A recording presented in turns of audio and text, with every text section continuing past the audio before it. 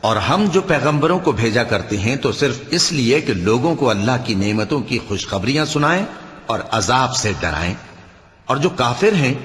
وہ باطل کی مدد سے جھگڑا کرتے ہیں تاکہ اس سے حق کو پھسلا دیں،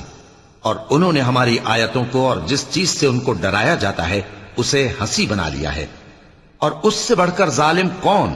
جس کو اس کے پروردگار کی آیات کے ذریعے سمجھایا گیا تو اس نے ان سے منہ پھیر لیا،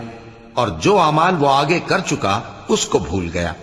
ہم نے ان کے دلوں پر پردے ڈال دیے کہ اسے سمجھ نہ سکیں، اور کانوں میں ثقل پیدا کر دیا ہے کہ سن نہ سکیں، اور اگر تم ان کو رستے کی طرف بلاؤ تو کبھی رستے پر نہ آئیں گے، اور تمہارا پروردگار بخشنے والا صاحب رحمت ہے۔